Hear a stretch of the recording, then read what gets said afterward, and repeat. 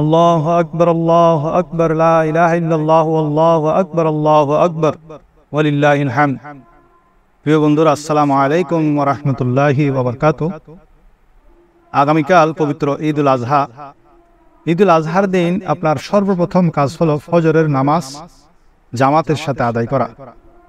নামাজের পর ঘরে এসে সুন্দর করে গোসল করবেন, মিসওয়াক করবেন, পরিষ্কার পরিচ্ছন্ন কাপড় চোপড় পরিধান করবেন, আতর লাগাবেন এবং ঈদুল আজহার দিন কোনো ধরনের কিছু খাবেন না। না খেয়ে ঈদগাহে অথবা মসজিদের দিকে চলে যাবেন। ঈদগাহে মসজিদে যাওয়ার সময় পায়ে হেঁটে যাবেন।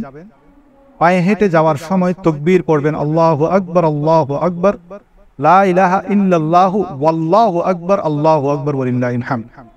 এখানে আল্লাহু আকবার, লা ইলাহা ইল্লাল্লাহ এরপরে আল্লাহ না ওয়াল্লাহ, ওয়া দিয়ে অনেকে ভুলটা করেন। আল্লাহু আকবার, লা ইলাহা ইল্লাল্লাহু ওয়াল্লাহু আকবার, আল্লাহু আকবার, ওয়ালিল্লাহিল হামদ। ওয়াল্লাহু আকবার একবার, ওয়া দিয়ে। আল্লাহু আকবার তিনবার হবে, ওয়াল্লাহু আকবার একবার হবে। তৃতীয়বার যেটা ওয়াল্লাহ, সেটা ওয়াল্লাহ পড়তে হবে। চতুর্থবার আল্লাহু আকবার। আমি আবার বলছি, আল্লাহু আকবার, লা ইলাহা ইল্লাল্লাহু ওয়াল্লাহু আকবার, ওয়ালিল্লাহিল হামদ। এই তাকবীরটা উচ্চ আওয়াজে পড়ে পড়ে ঈদগাহের দিকে বা মসজিদের দিকে আগে ভাগে চলে যাবেন। সেখানে গিয়ে অনেকে তাহিয়াতুল মসজিদ নামাজ পড়েন।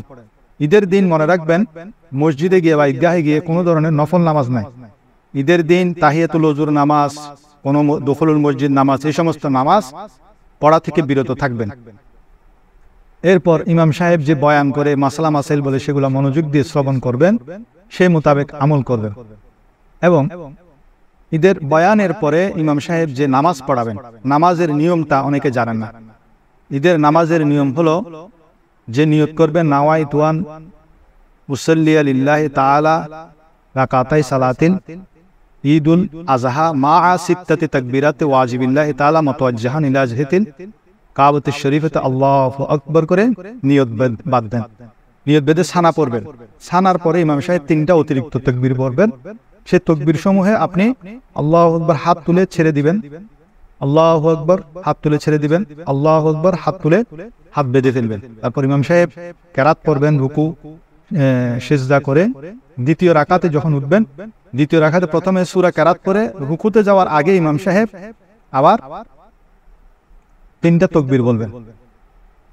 ওই তাকবীর সমূহের মধ্যে আপনি আল্লাহু আকবার বলে হাত তুলে ছেড়ে দিবেন, আল্লাহু আকবার হাত তুলে ছেড়ে দিবেন, আল্লাহু আকবার হাত তুলে ছেড়ে দিবেন। চতুর্থ তাকবীর আল্লাহু আকবার বলে রুকুতে যাবেন। রুকু সিজদা করে নামাজ শেষ হওয়ার পর তাকবীর যেটা নামাজের পরে, সেটা ইমাম সাহেব পড়বে। এরপরে খুতবা দিবেন। খুতবার শুরুতে ইমাম সাহেব আল্লাহু আকবার, আল্লাহু আকবার, আল্লাহু আকবার, আল্লাহু আকবার যে বলেন, খুতবার মধ্যে যে তাকবীরগুলো পড়েন, সেগুলা মুক্তাদিদের পড়তে হবে না। অনেকে ইমাম সাহেবের সাথে খুতবার তাকবীরগুলো পড়তে থাকে, অথচ খুতবা যখন দেয় তখন চুপ করে আপনাকে শুনতে হবে। সেখানে ইমাম সাহেব যে তাকবীর সমূহ পড়তেছেন, সেটা খুতবার অংশ, সেটা ইমাম সাহেবের সাথে আপনার পড়ার প্রয়োজন নাই, আপনি পড়বেন না। খুতবা শ্রবণ করে এরপরে দুইটা খুতবা হবে। খুতবার পরে দোয়া মুনাজাত মিলাদ কিয়ামের মাধ্যমে নামাজ শেষ হবে। এরপরে আপনারা এসে সুন্দর করে, আপনাদের প্রথম কাজ হবে যে পশুটিকে জবে করা। পশুটি জবে করার ক্ষেত্রে প্রথমে আপনাদের কাজ হলো পশুটিকে কিছু পানি খাওয়া, পিপাসার্থ যাতে না থাকে পানি খাওয়াবেন। তারপর সেটাকে যদি গোসল দিয়ে দিতে হয়, গোসল পরিষ্কার পরিচ্ছন্ন ধুয়ে ফেলবেন, গোসল করাবেন। তারপরে ছুরি যেটা দিয়ে জবে করবেন, সেগুলো ভালো করে ধার দিয়ে নেবেন। এবং পশুটিকে শোয়ানোর সময় খুব ব্যথা যাতে না পায় সেভাবে শোয়ানোর যে সহজ পদ্ধতি আছে, সেই সহজ পদ্ধতিতে শোয়াবেন।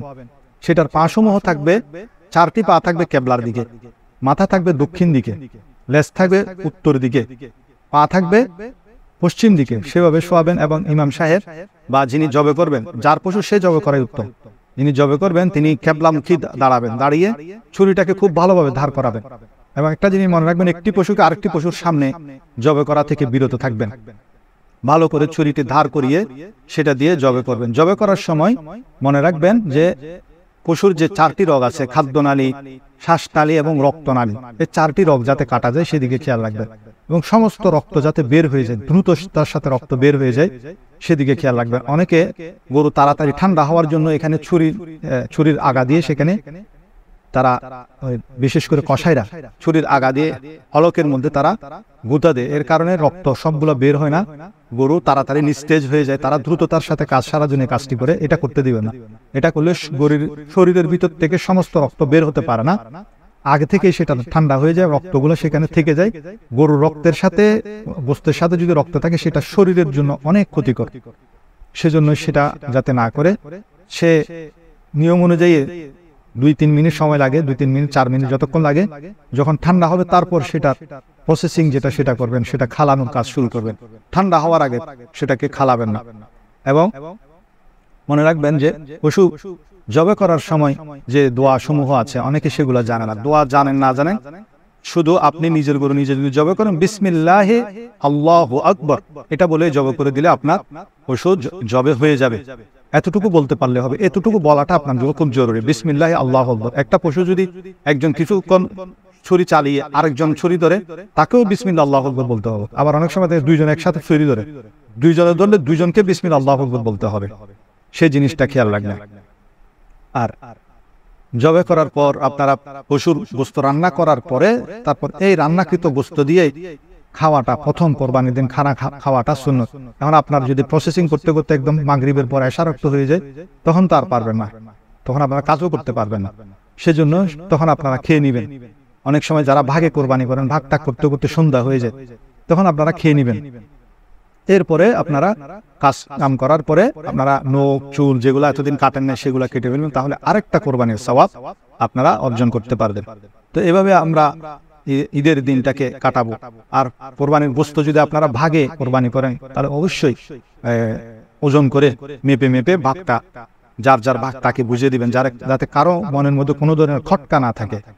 সেজন্য ওজন করে, যারা ভাগে কোরবানি করেন, ওজন করে মেপে মেপে ভাগ করবেন, যাতে কোনো ধরনের খটকা না থাকে। আর ভাগ করার পর আপনার ভাগটা আপনি করে এনে এবার আপনি সেটাকে 3 ভাগ করেন। 3 ভাগ করে 1 ভাগ নিজে রাখবেন, 1 ভাগ আত্মীয় স্বজনকে দিবেন, 1 ভাগ গরিব মিসকিনকে দিবেন। যদি আপনি চান যে না আমি কিছু দিব আর বেশিরভাগ রেখে দিব, সেটাও জায়েজ আছে। তবে উত্তম হলো আপনি 3 ভাগ করে 1 ভাগ গরিবদেরকে দিবেন, 1 ভাগ আত্মীয় স্বজনকে দিবেন, 1 ভাগ নিজে রাখবেন। আর অনেকে বলেন যে আমি কোরবানির গোশত কতদিন খেতে পারবো? কোরবানির গোশত আপনি যতদিন ইচ্ছা ততদিন খেতে পারবেন।